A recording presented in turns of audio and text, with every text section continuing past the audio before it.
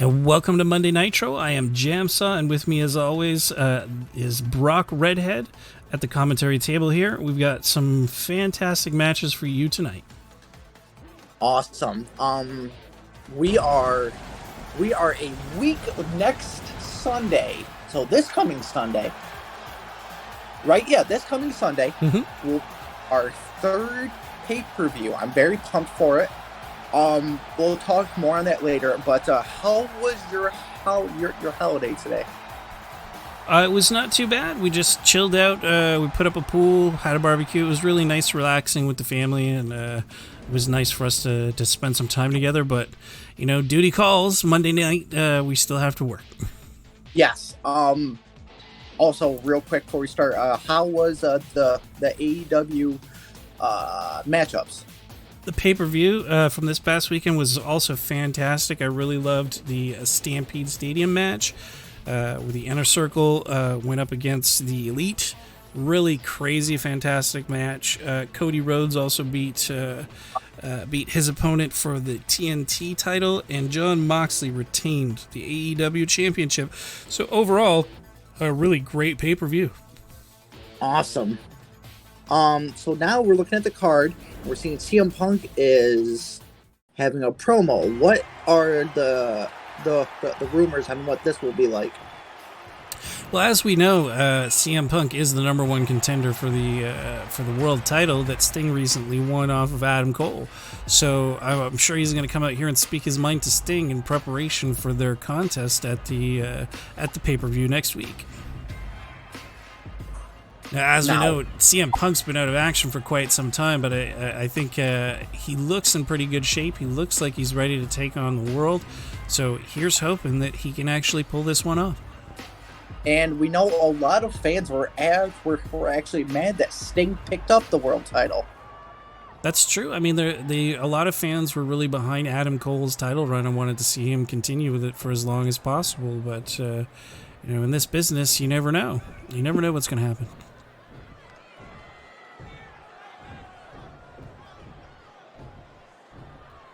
Oh, I don't know about chatter going on. I mean, you are one of the best in the world. I don't really know why people would be upset about this. Well, I definitely think that people see him as the underdog going up against a legend such as Sting. I mean, these two never really had the opportunity to face each other before. Right.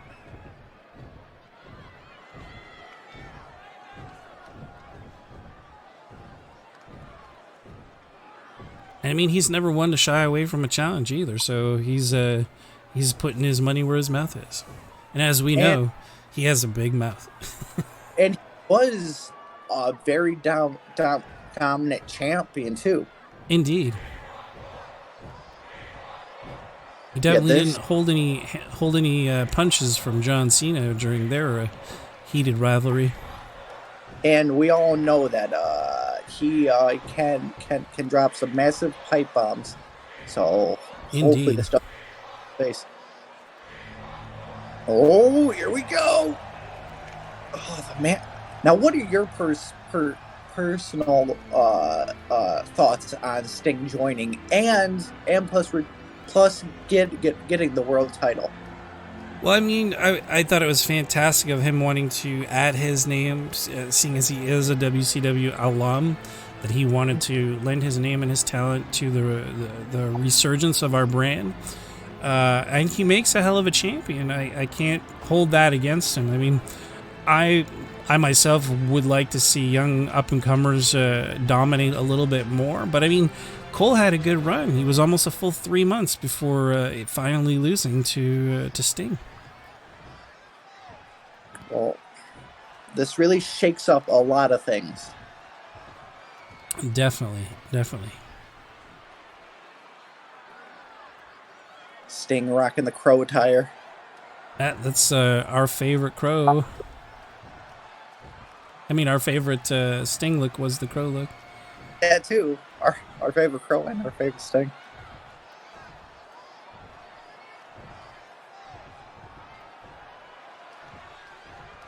It's like he's calling CM Punk not a real superstar. Oh boy, is he poking fun at his UFC run, because that was terrible. That was dismal. It was very, very dismal.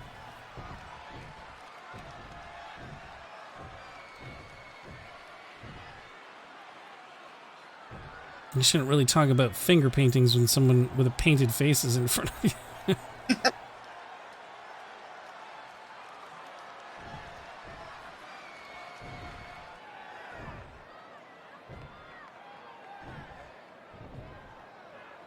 Backhanded compliment. I mean, I like CM Punk. I don't know what to really root for in this.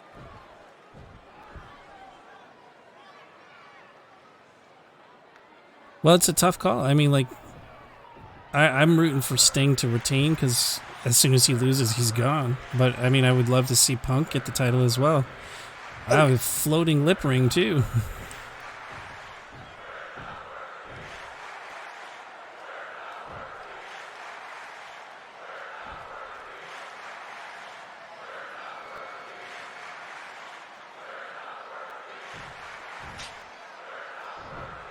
Yeesh. I guess it's kind of true. Yeah. He doesn't really keep his mouth shut ever. Nope.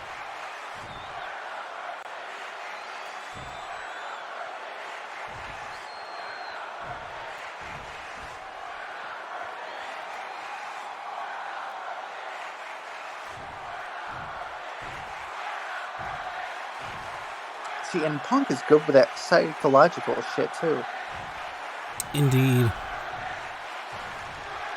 I mean, but what can you do to a man as broken as Sting, though? I don't know, man. You got to throw everything you got at a man like Sting because, like the Crow, man, this guy keeps coming back from the dead. You can't keep him down for long. No.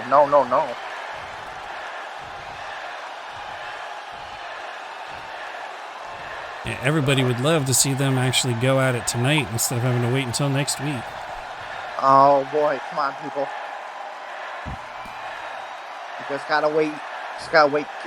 6 days. This Sunday, 6 days. That's all you gotta do.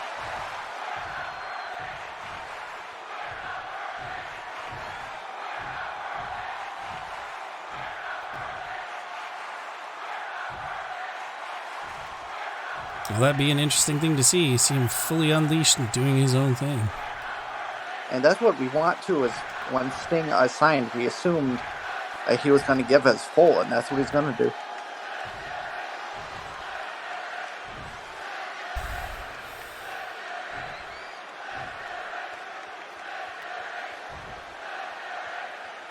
I don't know if that's quite right. I mean, challenging the champ isn't really setting your career back any pegs. Nope. But if he can't back up his words, that's where you fall short. And we know that CM Punk is known for backing his words up. Definitely. He's not one to just speak. Yes, he drops pipe bombs, but he brings the powder behind it to set off a real explosion.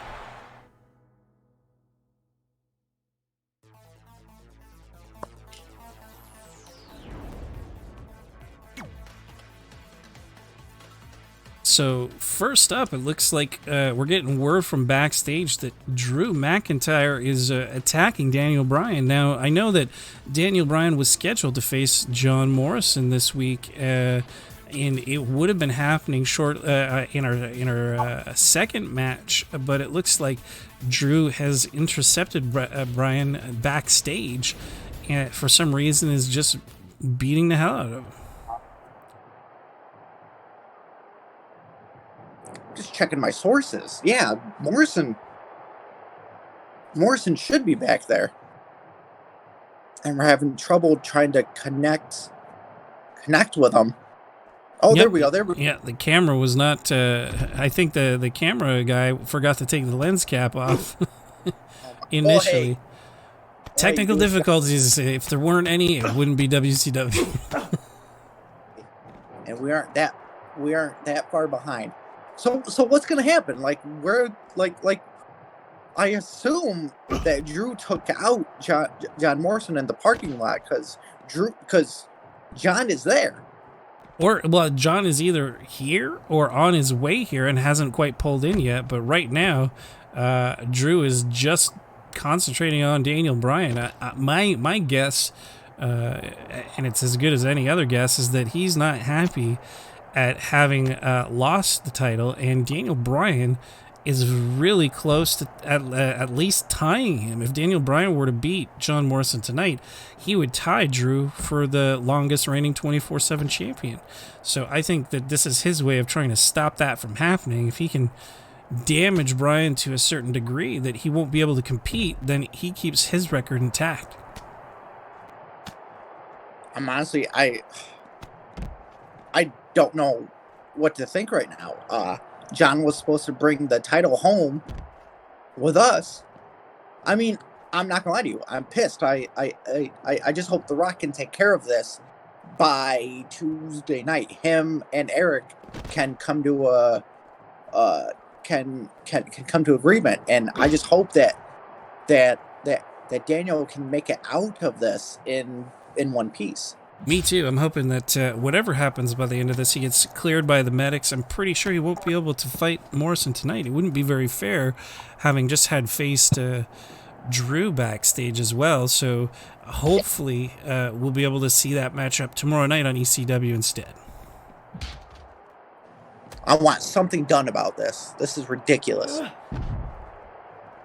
I'm sure The Rock will look into some sort of disciplinary measures for Drew for this. Drew sticking his nose in something that does not concern him. He was longest reigning champion. Yes, we do give that to him, but he does not deserve to be doing this right now. Well, I don't even think it's really a question of deserving. I think it's a question of Drew just doesn't give a damn. He's just trying to assert his dominance over who he believes to be an inferior superstar. But if you do recall that Daniel Bryan has the quickest win in 24/7 title. He beat our Kurt Angle. That's true. 45 seconds. 40. God damn.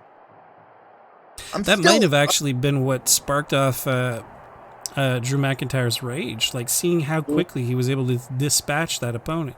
I mean, think about how The Rock feels too. I mean, Daniel Bryan is our current 24/7 champion, and the fact that Drew is attacking one of his own unsanctioned is definitely risky business.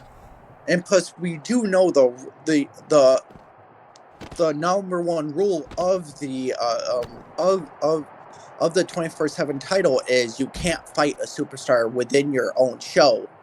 So the fact that this is supposed to be John's spot and it's getting taken away by being jumped, which is unnecessary.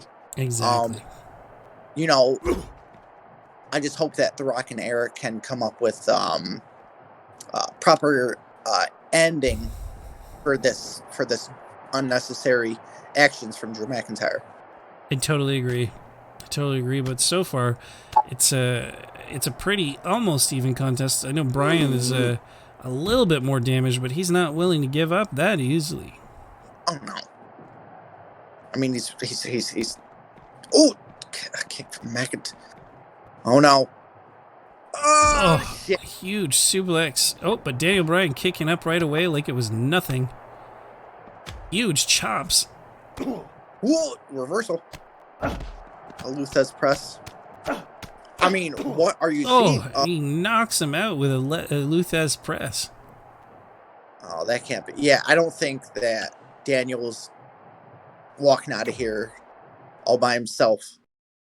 No, I'm sure he'll be rolled out on a stretcher very, very soon. So up next, we do have, as promised last week, Ricochet, having faced Shinsuke and lost, needs a bit of a refresher, needs a bit of a practice match to try to get him up to par to be ready to actually face him at the pay-per-view. So tonight, he has an exhibition against Shin's previous rival, Finn Balor. Awesome. How would you describe Ricochet's run so far in the 3 months of being here? Well, I think it's been up and down. I mean, he initially was dominating Ciampa, and then Ciampa turned tables and just ran ruckshot on him.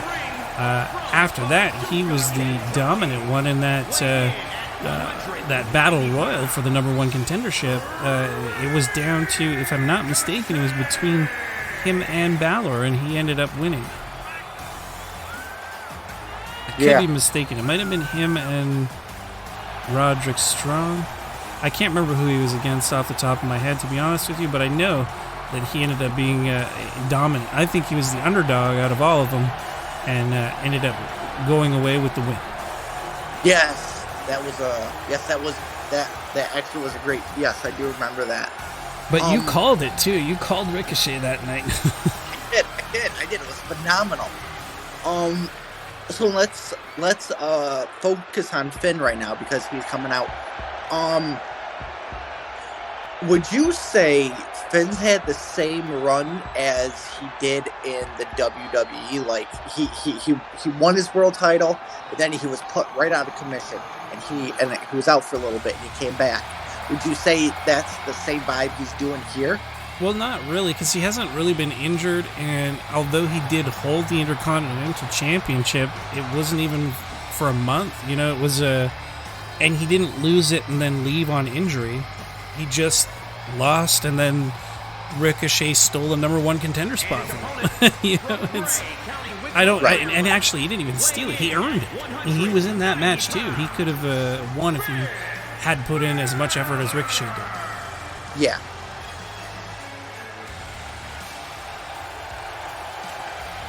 Crowd definitely loving on some Finn Balor. Well, I honestly hope that, Finn's, I've always liked Finn, but, in the injuries will happen, the miscommunications will happen. I just don't want him to be the one that's easily hurt. No, I totally agree 100%.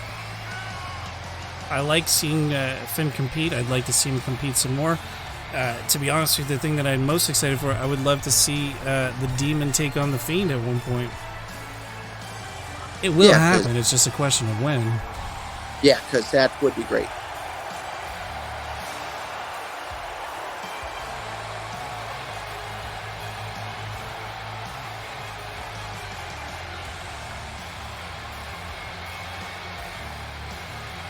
Wow, Ricochet not bothered in the least.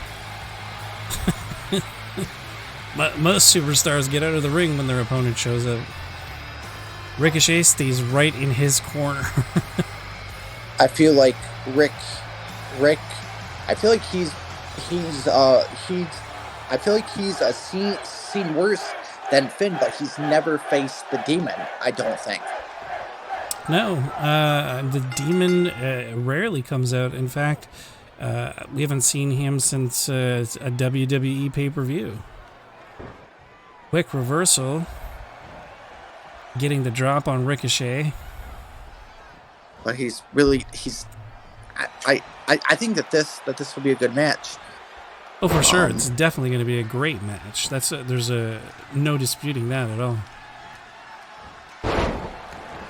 Two excellent superstars going one-on-one. Everybody will be entertained regardless of who the winner is. Yeah. There we go. Nice back take. Yeah. Putting the moves on, still keeping him in a quasi submission. Fireman carry, bringing him to the mat. Finn Balor picking him back up. Going for a snake eyes. There you go. Oh, Ricochet's caught in the... Oh, shit. Kicks to the chest in preparation for a coup de grace. Balor going for a quick pin. Those never work out. I don't know why they keep trying it, but... Ooh, Pele cake.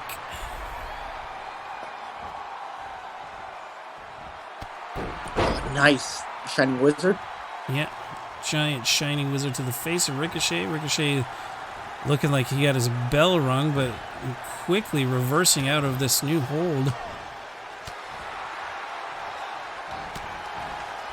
I'm liking the pressure from Ricochet. And how quickly the tables turn, putting in a submission hold on Finn Balor, but Balor breaking out of that pretty easily. Snapmare, kick to the back of the head.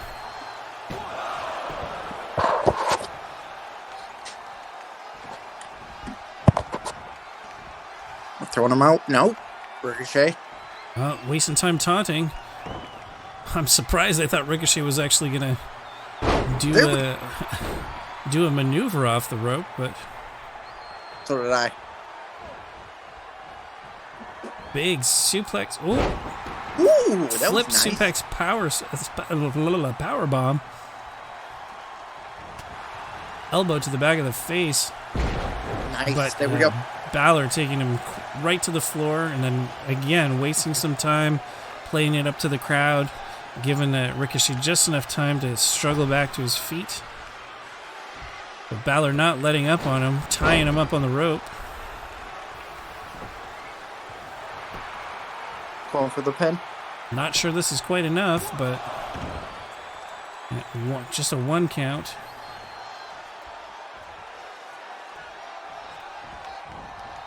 Balor tossing Ricochet into the corner, maybe going for an avalanche of some sort. Nope, just a kick. Oh. A nice little mini power bomb. Ricochet starting to look a little bit tired, a little wear and tear. That ain't good. But, I mean, he's not giving up yet. He's still in the game, taking Balor out with a kick to the back of the head, and he's going to go for a quick pin of his own, it looks like.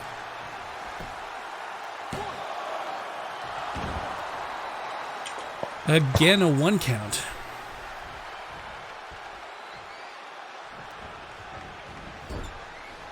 Back in the corner. This time Balor going for something a little bit more high impact. Double. This might be the making of the end, though. Yep. This could be the beginning of the end. Going for a quick cover again. I don't think quite enough damage has been done yet. Yep, if that didn't work, he was going to go for the coup de grace. That's what I was hoping to see, was him go for the coup de grace. Oh, Jesus. Ricochet coming back with a ferocity. Taking him to the corner. Corner or the ropes. Yeah, on the side of the ropes. Knocking Balor out. Looks like he's going to go for a dive. No. This has caught so many superstars. Whee! Nice corkscrew through the air, taking Balor out to the hard cement floor. Dodges the kick, though. Question. Do you think superstars have favorite turnbuckles? That's a good question. I would assume they favor the turnbuckle in their corner. Okay, touche. Ooh! Oh, I thought Finn reversed that one for powerbomb, but he did not.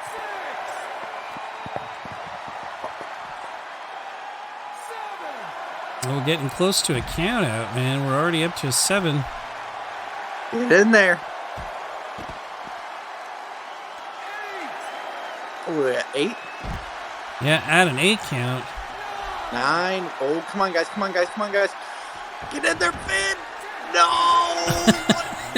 Finn tossing Ricochet back in, but failing to follow through himself. And Ricochet goes into the pay-per-view with a win over Finn Balor, but not due to being the better competitor, but due to Finn making the worst mistake he's ever made. I was about to say, I think Finn let Ricochet win. He could have ran in to stop the count, but he walked away. I think he did that he might be thinking something. It's possible. Maybe he's trying to just boost Ricochet's ego, make him feel a little bit more confident going into his match against Shinsuke. It's like that match in the 2K20 story where Ricochet did his finisher, but let the guy pin him. I think that's what happened. So What goes around comes around, I guess. Yeah. it does seem like that storyline where Velveteen, he did his finisher, and he grabbed the person and pulled him on top of him to pin himself. I think that's what Finn did. He threw him in. He could have ran, and he had enough seconds to run in there, but he walked away. Incredible. I think you need to have a sit down interview with Finn at the beginning of the pay-per-view on Sunday. Well, we'll definitely need to take a look into it. But up next, we have the Disciples of Darkness versus the Revival. So the Revival, number one contenders, are just about ready to challenge the Disciples of Darkness for the belts. But tonight, this is just a preliminary match just to give the Revival a taste of what it's like to face the Disciples of Darkness. Awesome. No, I will say to you, I think Black needs to reevaluate what he's doing, because his shit is leaking onto my show, and I'm not sure that I'm a fan of it. I don't like, there's so much stuff that goes wrong when Black is not even there. Well, he's definitely been messing with some weird magic, some dark doorways, and weird shit in the multiverse. I can tell you that much. I mean, we know that Matt has been more talkative, so I don't know if he's sensing something that's going wrong in the universe, but I'm not liking it, man. It is incredible, but it's really great to see the Revival thriving as a tag team here in WCW. Last week, having won over Gallows and Anderson to solidify their spot as the number one contenders. And it looks like due to technical difficulties, again, we don't have our actual tag entrance tonight for the Disciples of Darkness. Looks like Alistair is going to come up in his own. I mean, I don't know. I don't know. I feel like that might be. I don't know. I don't want to say it was done on purpose, but it's making sense. They're coming out separate tonight due to a technical difficulty. I mean, it's making. I don't know, brother. Black's touching stuff he shouldn't be. Well, definitely. And when you're playing around with dark forces that you don't understand, there are things that are bound to go wrong. Here's hoping things don't go wrong for them tonight. No. So let's say it again for the people that are listening and also watching. So the Revival are the number one contenders, or they're going to be? No, they are the number one contenders. But this isn't the title match. This is just a practice match, kind of like Shinsuke and Ricochet were last week, just so that they can get a taste of what it's like to face the Disciples of Darkness. Let's just hope this isn't the same match that ended in 10 seconds outside the ring. Oh no, I totally agree. I totally agree. And for saving of time, it looks like the Fiend will just appear in the ring with his part. Now, we know the DOD are known for, if they aren't up for their match, they'll purposely get counted out because they feel like some people aren't worth their time. They definitely have in the past. They've had some countouts. They've had some quick steel cage matches. Unfortunately, this isn't a no disqualifications match, so they could play those same dirty tactics. But I mean, I don't think they've ever faced a couple of tag partners quite as well versed as the Revival. I mean, these two guys, their whole life is tag team wrestling. They're not even looking towards single championships. They want to bring prominence and dominance to the tag title circuit. I'm not gonna lie to you. I feel like the Revival are one of your top 3 tags within this division. And, the fact, they've traveled the world together and everything. But the fact that they're so young and they give off this vibe that they embrace the old school ways. I mean, they've known what they wanted to do since day one. And I feel like you guys made the smart move on picking them up, and they fit perfectly here. Definitely. And I mean, that's what we wanted out of our champions. We wanted to have tag teams that embody the spirit of classic wrestling, classic tag team championship wrestling. I mean, look at his hair, bro. Like the mutton chops and that beard, bro. The Revival knows what they're doing. Oh, for sure. And smart move, like tagging in the fresh opponent, giving Scott a chance to relax for a minute. But Black just came in with that knee, though. Yeah, Black is vicious, and he has those attacks that can really put the hurt on. But he's also, they're tag champions for a reason. And as we can see right here, tagging in the fresh Fiend to try to take on Dash Wilder. But Dash, like a series of back and forth here, reversal to reversal, has so far been able to fend off the majority of the Fiend's blows. Who knows how much longer that will go for, though. And it seems, it kind of seems like Scott is getting a workout in right outside the... Well, he's definitely trying to keep his energy up, but he's also not going to let his partner get pinned either. Correct. I'm wondering if somebody slipped something in Scott's drink or something backstage, man. It's the darkness. Black touching shit, bro. It could definitely be that. Maybe Black has somehow gotten into Dawson's head and got him doing this weird hocus pocus dance. I don't know if he'll even be able to tag back in. Oh, no. Come on. Okay, good. Whew. All right, Scott. No, Scott, no. Okay. All right, let's focus on this match. Okay. I think Scott needs to get on the other side. It's maybe something to do with that side of the ring that's causing him to get all confused. So what do you do as Scott and Dash against a team like the DOD? Well, I mean, what they should do is get the referee distracted and grab a chair or a sledgehammer and give Black or the Fiend a good behind the back beating in order to ensure their victory. I mean, I'm sure they could win totally above board, but you know, it wouldn't hurt to have a little bit of leverage. Right.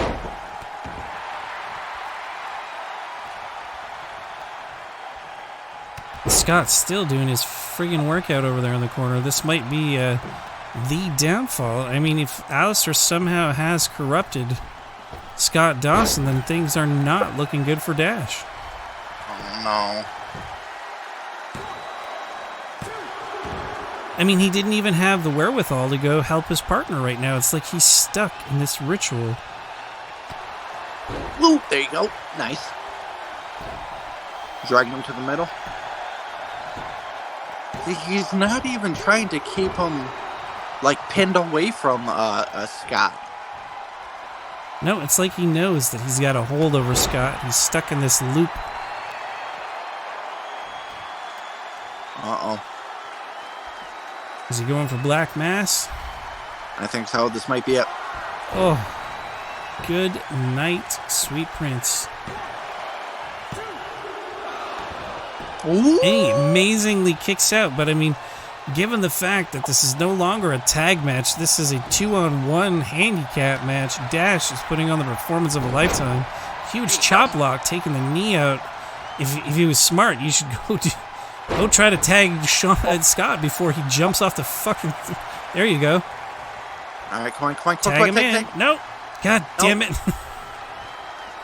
I blame Alistair for this.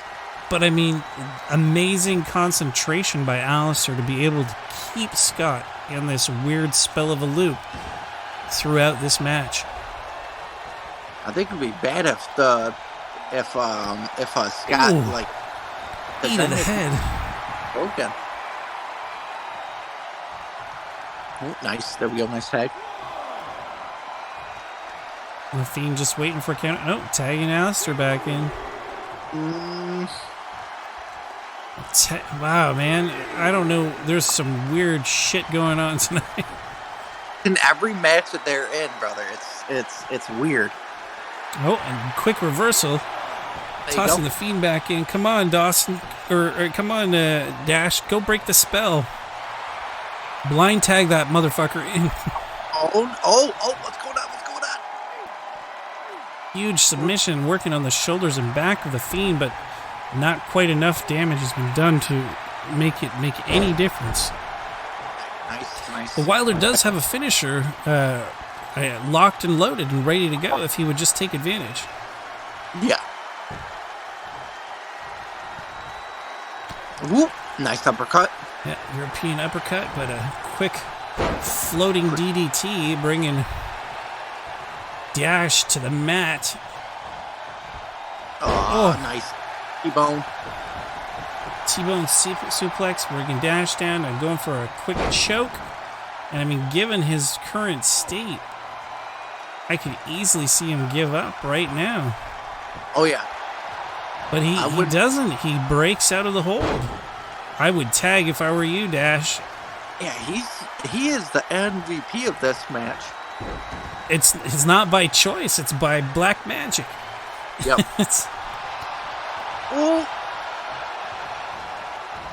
Not today, Fiend. Boom. Codebreaker to your face. Dash going for the pin. Alistair way too close. But it doesn't matter. The Fiend kicks out. Not enough damage has been done to the Fiend to make it a complete victory. And he's getting right back up after everything you throw at him. Oh, this can't be good. I mean, you're taking on the Fiend in black all by yourself. Come on, just end it, Fiend. Oh, poor Dash doesn't even know where he is anymore. No. Fiend taking him to the corner. Ooh, come on. No. Tagging in black. Some double team going on. Oh, huge DDT knocking Dash Wilder into next week. Going for the pin, and Scott again cannot seem to break this spell and help his partner. But Dash isn't letting off though. Like, he's kicking out at two. He's still got it left in the tank though. Yeah, no, don't get me wrong. He is one hell of a performer to be able to keep going after everything that he's gone through. Yeah. But still, without being able to tag in his partner, he's at a huge disadvantage right now. Come on, tag.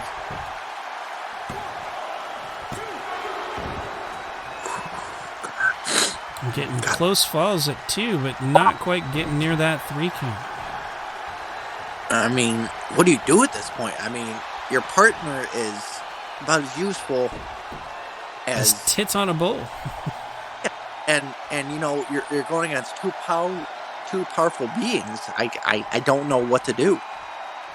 No, they definitely need an equalizer in this match, and so far, Dash has been trying to be that equalizer, but eventually that stamina is going to run out.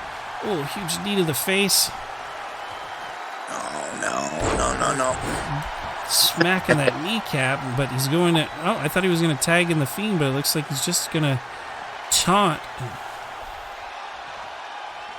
Dash can't get up.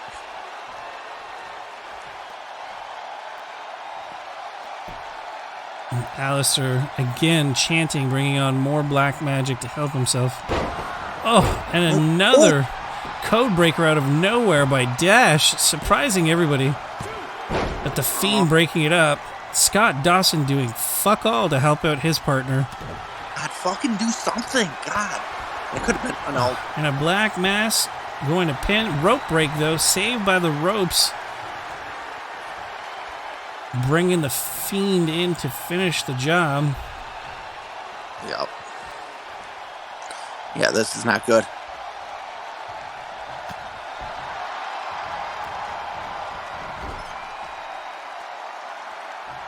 The Fiend charging up with supernatural powers.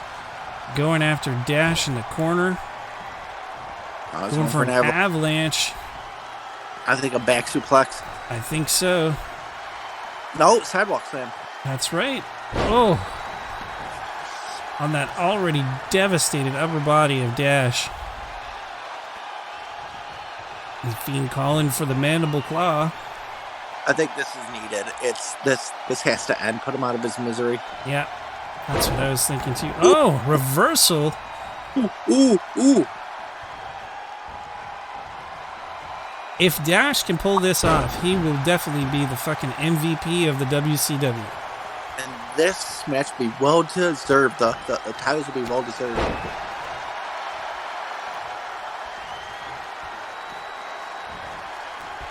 I know. Oh, huge backbreaker. Going for the pin. Too close to Alistair. Alistair's going to break it up. Yep. Come on. Your partner's like in perfect health. Big DDT taking the Fiend down, not letting the Fiend tag in his partner. Kick to the face, stopping that from happening. Raking the eyes or the head, looks like maybe driving Knuckles into the temple of the Fiend. Another large DDT to the cranium of the Fiend. Blocking that punch though, knocking Dash out of the ring. Dawson's still stuck in his loop of idiocy.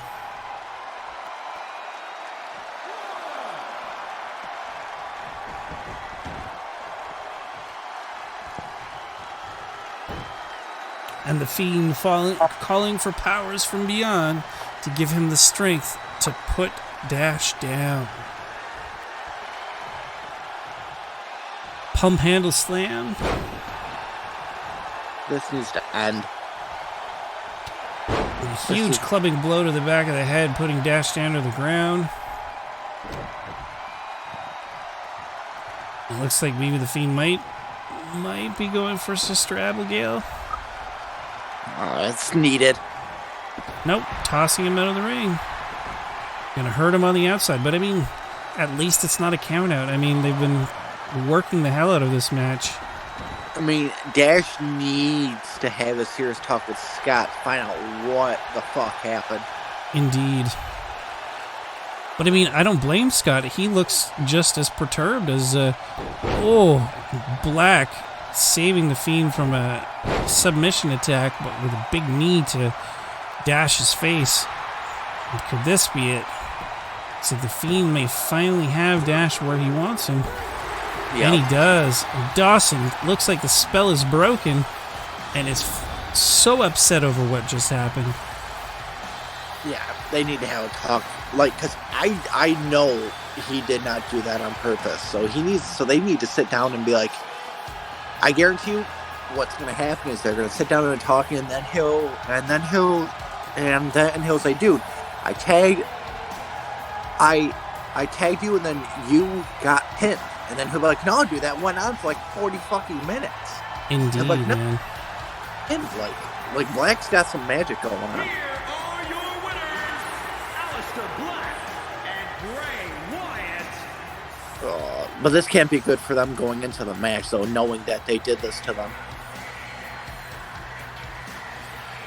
No, but I mean, it's got to put the fear into all of the other contenders in the tag division, man. When you're facing these two, they take mind games to a literal level. Yes.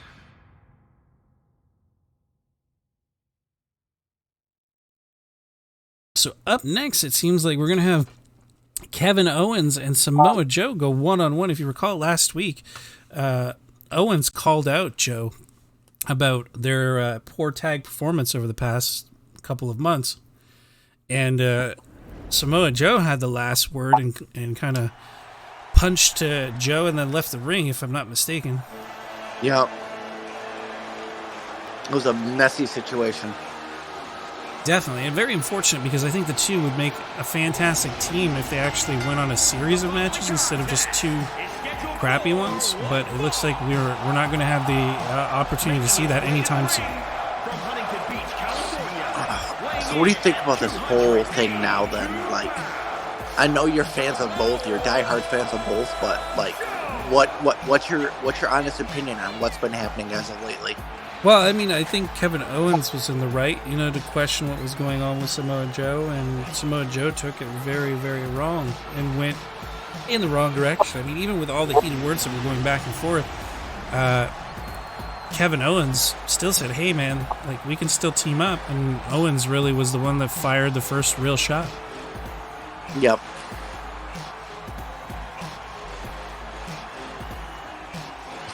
So what do you hope is the outcome for this? I mean, we hope it isn't a feud, but if it is, what do you hope the outcome is? Well, I really just hope that that they have a fantastic match together, that they get their aggression out on one another, and then can move on to new things. Oh, I also forgot that Kevin Owens is the Money in the Bank title holder for us.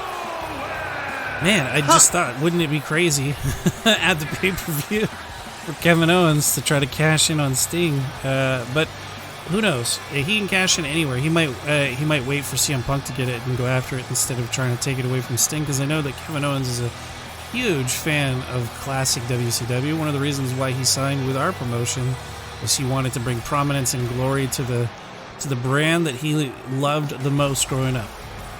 And that's all we want, is for them to respect the brand that they were drafted to. Exactly.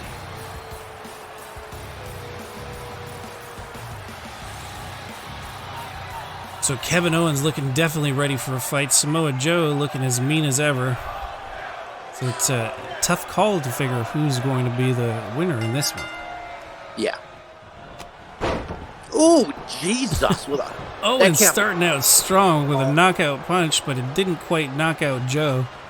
If that hard right put Joe out instantly, I don't know what that would do to Samoa Joe's like psyche. Well, that'd be like Kevin Owens going, "You're the bitch now."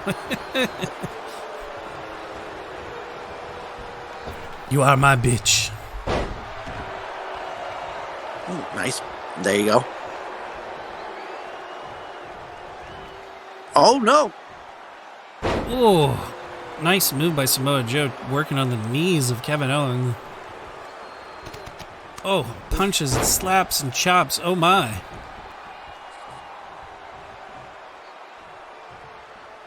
Getting that Samoan rage going on. Yep. Kevin's not having a bit of it, though. No, Kevin always more than happy to fight anyone, as you can see on his shirt. Fight, Kevin, fight. Yeah, well, his says actually fight anyone. So it's. Oh, that is true. Yeah. What in the strength? Oh, yeah, huge power slam.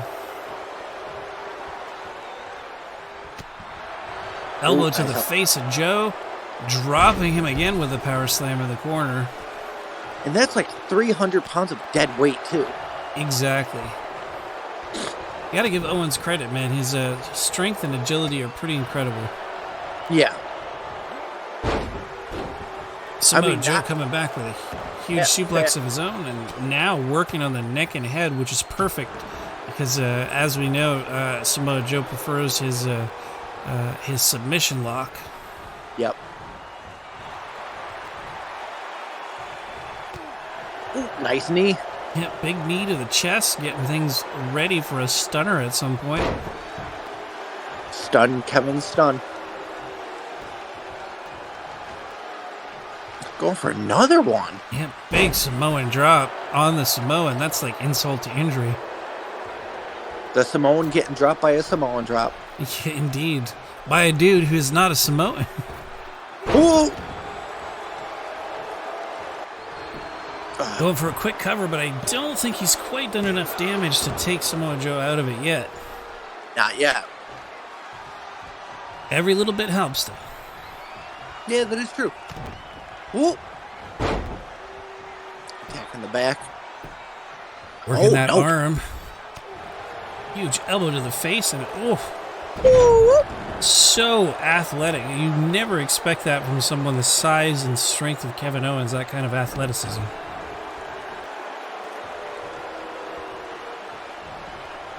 Yeah, Kevin has the athleticism of a cruiserweight. Like he can flip flip and roll and do it like the best of them. For such a big dude, he's very, very lucha. Yes.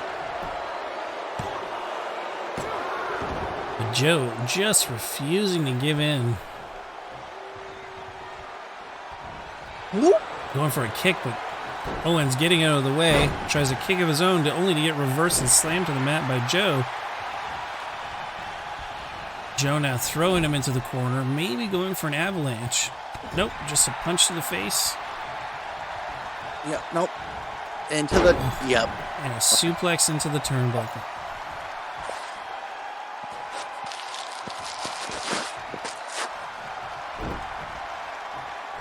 Oh, kicks to the lower back. Definitely not helping Kevin Owens' situation. Nope, there you go. And we know that is what he needs to focus on with his submission. Indeed. Oh, big nice. punch to the face, and he goes for a choke. There we Putting go. that finisher submission on Kevin Owens. Kevin Owens struggling to get out. Nobody really gets out of it, not for mine. And of course, one to never be questioned. Kevin Owens actually gets out of the maneuver. I thought he was going for the stunner there, but nope, just going for package pile driver. But not even quite. Gee, I'm so hyped for this. Come on, that can't be it. No. Ooh, give me more. More, Kevin, more. Kevin sleeping on the shift there. Got caught up by Samoa Joe. It quickly breaks out of that. Huge clothesline bringing his opponent down to the canvas. But Samoa Joe just kipping up. See, I feel like I'm watching more as a fan than I am a commentator. This is so amazing. And that's the beauty of what we try to do here at WCW. You just forget sometimes and escape and just fall into the beauty of a good match. Oh, yeah. I mean, you take the good, you take the bad. You take them both, and then you got... I mean, ruthless aggression that Kevin is showing right now. Indeed. No! If only they had put this aggression together as a team against the Disciples of Darkness. Rope break saving Kevin Owens' butt. But looks like Samoa Joe has more in the tank. Yep. Going for it again. No! This might be it, fellows. Kick out, Kevin. Ladies and gentlemen. Joe unable to get out. No, Out Kevin. cold. Oh, Kevin, no. And unfortunately, even though he put all his heart and all his might into it, Joe was able to steal the win. So I guess cocky anger overcame pride. Yep. Sometimes a hero doesn't always win. Indeed. But it just gives him the opportunity to go train, get stronger, and come back for an even better round. If Dragon Ball Z has taught me anything, is you can always keep training and you can always get better. And the human will always get the prettier woman. Just saying. I don't know, man. Vegeta's wife's pretty hot. I like Bulma. Touche. I mean, 18 will always be of age. Let's just say that. That's true. All right, so what are we looking at next? Up next, I believe we have a promo. If I'm not mistaken, I think we have a promo from Edge. Yeah, we have a promo from Edge, and then following that will be our main event, which will be a last woman standing match between Mickie James and Trish Stratus. Oh boy! But first, let's see what Edge has to say. He's been pretty quiet since the whole Randy Orton situation, where he defeated Randy, and so far Randy has not spoke out. He has not attacked or provoked or done anything to otherwise annoy Edge. So far, it's a good thing. It's like the feud is, if not dead, at least put to sleep for a while. And we know that Randy's been pretty quiet on Twitter and all that. And so is Edge. To be honest with you, Edge really hasn't said anything. So hopefully he's gonna lay it all out on the line right here. Well, exactly. As we knew when he was coming back and signing with us, he wasn't going to be a week-to-week superstar. I mean, We want to make sure that he has enough gas in the tank to last years and years to come, so we don't want to oversaturate our talent pool. So Edge only comes out when Edge has something to say, when Edge has something to prove, or if Edge wants to challenge for a championship.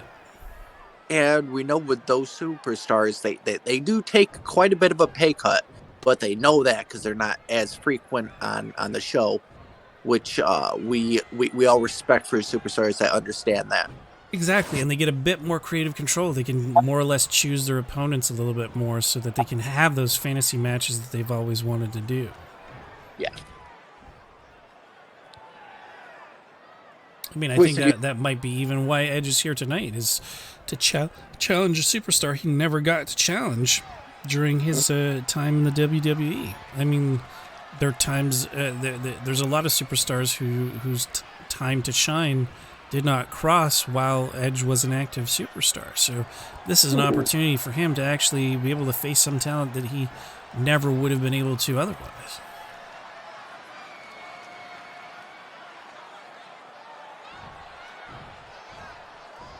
And there you have it, just like last week where AJ Styles was coming out and demanding a match for the pay-per-view. It looks like Edge has decided to step up to the challenge and maybe shut his mouth. Awesome. Perfect. You eating some chips there, man? No, I'm actually I'm really trying to I think your mic might be rubbing against your peach fuzz. That's listen, the wife does not like a beard. She likes to shave. If I got a little bit of hair, it's because I haven't shaved yet. But no, so like I was about to say, I know I ask this every single week. I'm a broken record with it, but I will not stop. My questions will always be the same with you. What does Styles bring that Edge has not seen yet? And what does Edge bring that Styles hasn't seen yet? Because Styles has been around the world more than Edge has. So what's your opinion on that? Well, I mean, Styles has a lot of different maneuvers that I don't think Edge has ever faced before, like the calf crusher and the phenomenal forearm. He has faced some high-flying type opponents before, but none with quite the audacity and talent of AJ Styles. And the same thing for AJ. He's faced superstars from many different promotions all across the world, but never has he crossed paths with someone quite as rated R as Edge. So just the two of them together, I'm sure, will have such chemistry that they're bound to put on a showcase of the Immortals, man. Awesome.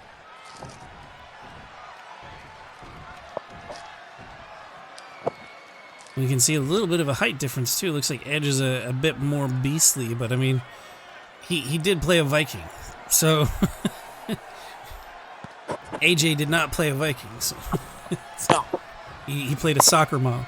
If he did, then he would be a phenomenal Viking. A phenomenal soccer mom.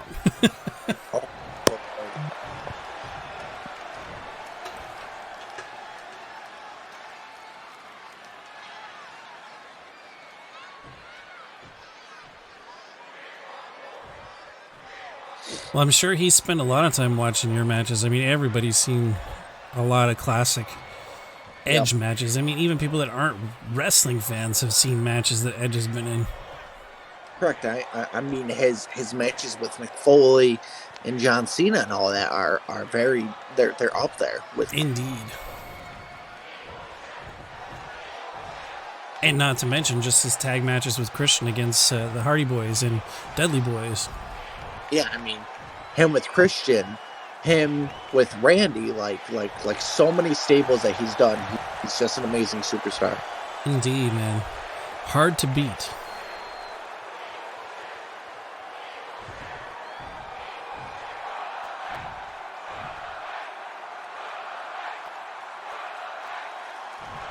I mean, you did ask for a match this Sunday.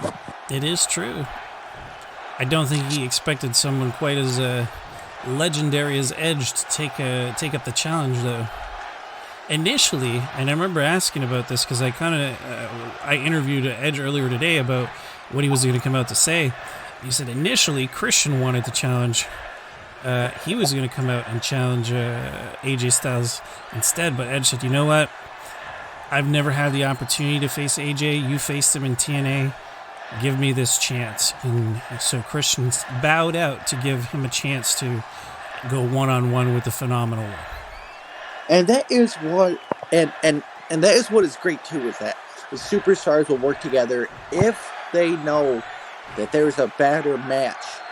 Then they will step up or step aside. And Christian saw a better thing with Edge and Styles, so we applaud him for that. Well, I'm not even so much sure he thought it would be better. Just the fact that his buddy Edge never had the opportunity to face AJ. He wants to give him that opportunity. It wouldn't surprise me if Christian challenges AJ down the road, as a rematch from their time together in TNA. But when Edge turned to Christian and said, "Look, man, I've never faced him before. I'd like the opportunity." Sure, that's what they're all brothers, man. For the most part. I mean, there's some that are just complete assholes, but most of them are good brothers. Yes.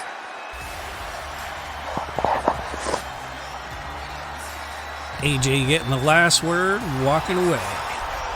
Edge, don't let him walk away. Looks like Edge didn't have much of a chance, but we will see these two face each other one-on-one at Midsummer Mayhem. Awesome. Yeah, it looks like Styles got a 5th round in, but Edge didn't, so... I mean, Styles is good on the mic. Indeed he is.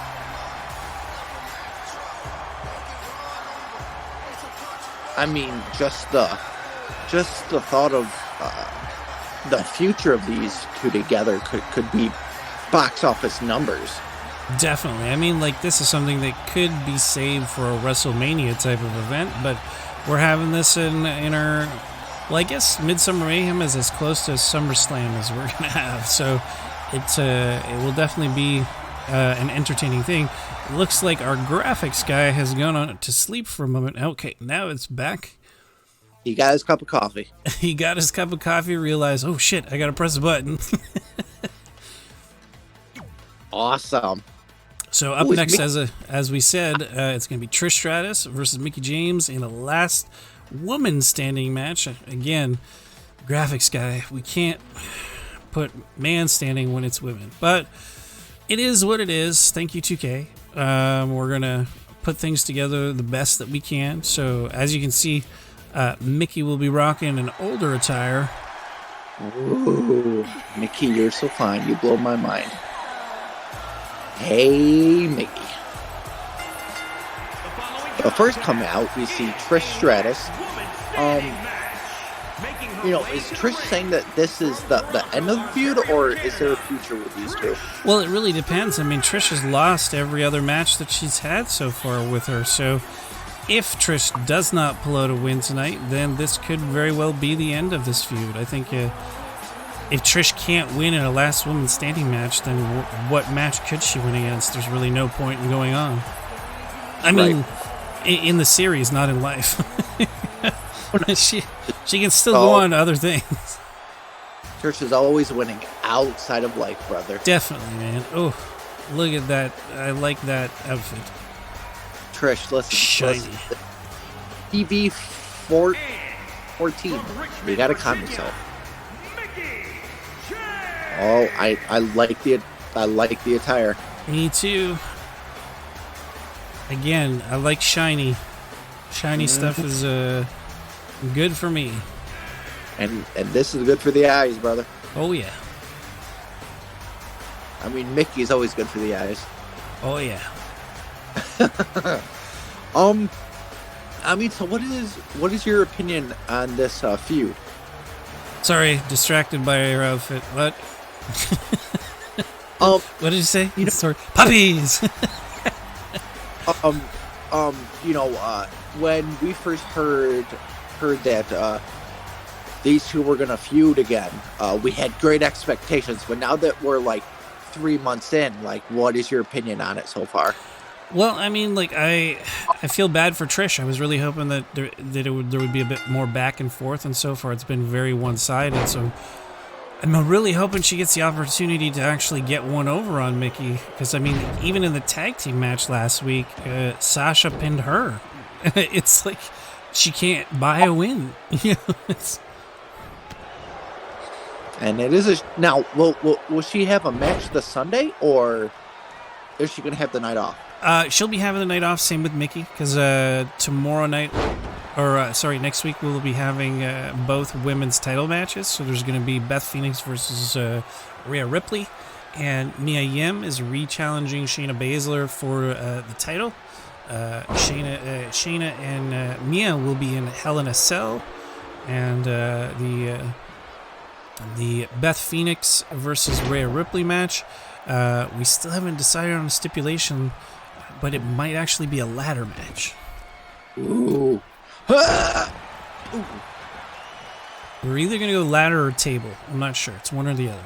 So, surprise for those that actually tune in. Yes. Ooh, nice.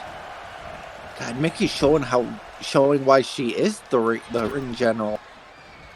Definitely. I mean, she's not letting Trish have one moment's respite. Nope. Ugh, clubbing blows to the face. Yeah, Mickey's. Finally, Trish getting a shot in, but I don't think it's going to be quite enough. No, come on, Trish. Be smart about this. You've been a multiple-time women's champion.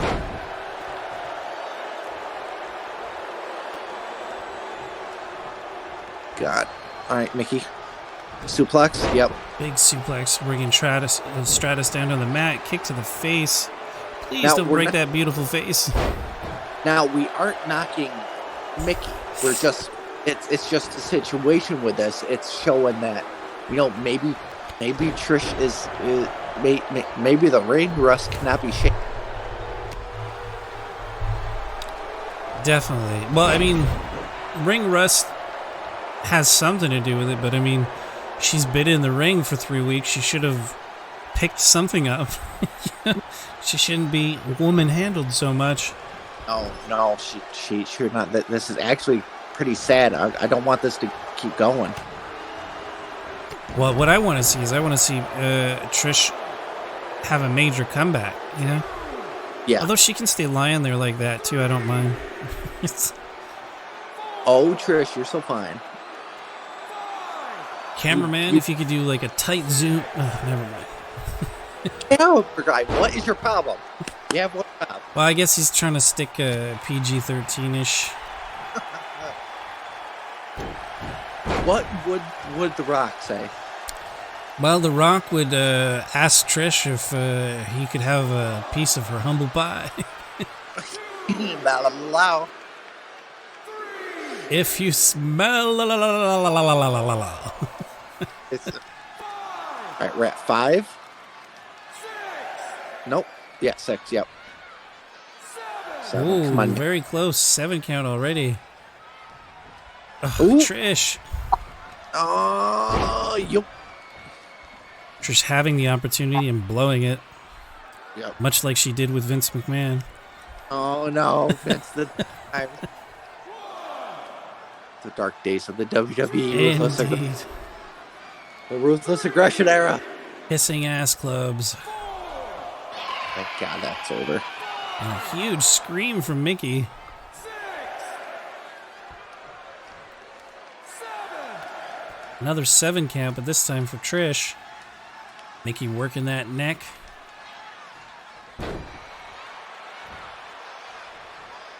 Picking her back up to her feet, trying to go for another more powerful looking move. Yep. Huge suplex, bringing her down to the mat. Not enough to keep her down, though. Gotta stay on top of her. This is not enough for a count. Well, it looks like maybe it is. It shouldn't be, but it is. No, like, she isn't going to get past 5. I'm calling it right now. She's at 4. Okay, 5. Okay. 6. But it's not worth a 10. 8. Oh. I thought, wouldn't it be funny if... Oh. Another snap suplex. Trish smartly rolling out of the ring. Yes. Mickie taking advantage of her grogginess. Ooh. Big suplex. Mickie not leaving it at that, although she maybe should have. Taking her to the ropes. I don't think that's what she meant to do. No. Then go ahead and count. Screw it. I don't have to do anything.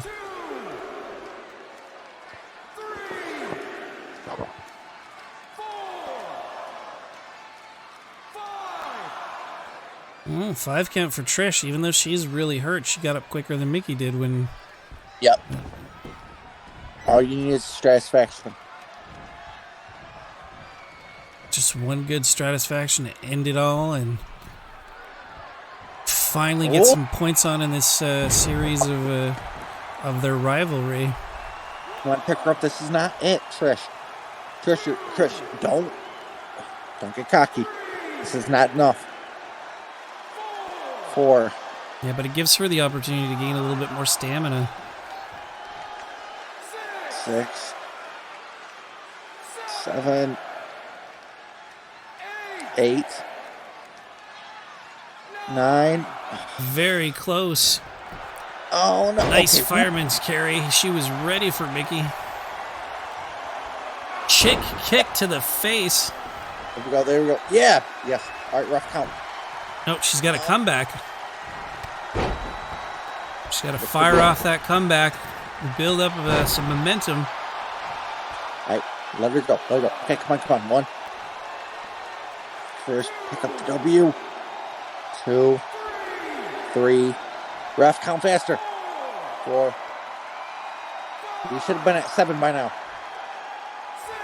6, 7, 8. No. Ooh, getting very close though. Mickie James getting the upper hand this time.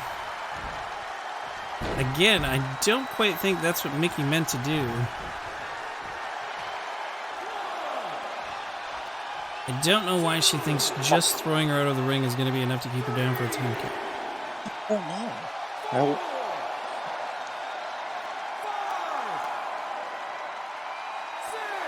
Oh, is that a 5?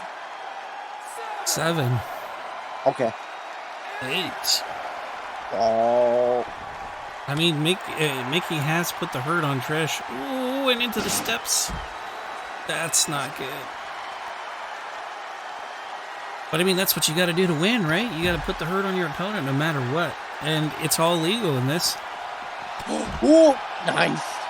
Huge reversal by Trish, putting Mickie down, letting the ref counter out outside the ring. That was a nice reversal.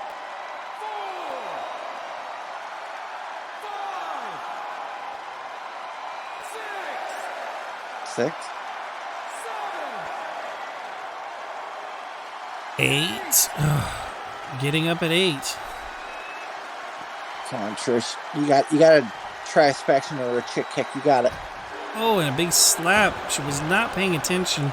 Thought she had it in the bag. Oh, reverses Mickie. Goes for Hurricane Rana. Brings her down.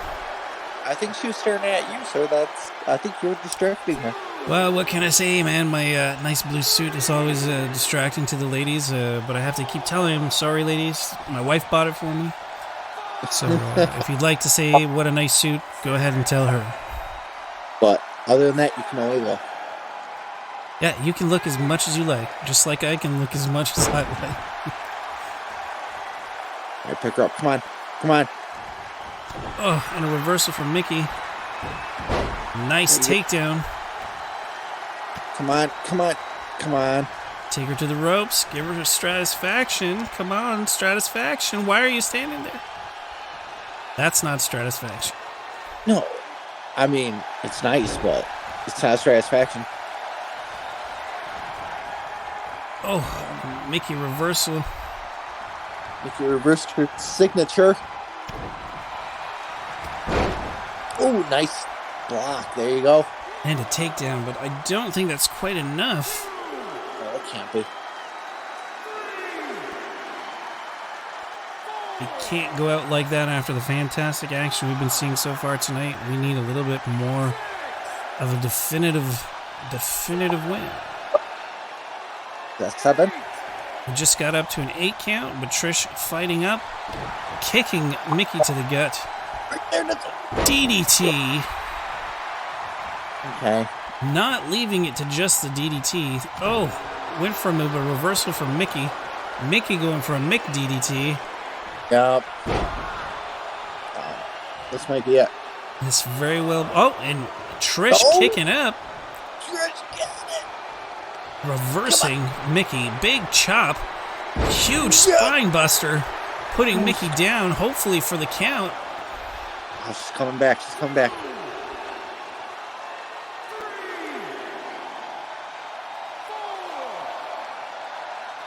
So we're at 5 so far. 1, 7, 8. Oh, God. Oh, and she catches the foot. You have 2 chick kicks stored. Come on. Dragging Rana, flipping her to the floor.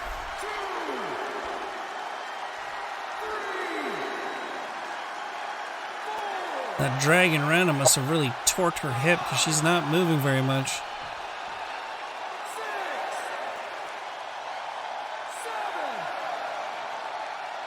8, 9, and Mickie James wins it, and this ends the series between Mickie James and Trish. Trish just was not able to get the job done in any contest, so it looks like this is the last we will see of Mickie James versus Trish. Oh, my God. But what a way to go out. Fantastic match, very brutal. Trish almost winning by a hair. Rather unfortunate. Oh, but this, another great show, though. The WCW always puts on 10 out of 10 shows, and once again, I've always emerged in at least one of your matches, and again tonight it was the KO match. That was phenomenal. Exactly. Anyway, we want to thank everybody for watching. Tune in tomorrow for ECW, where hopefully we'll see Daniel Bryan against John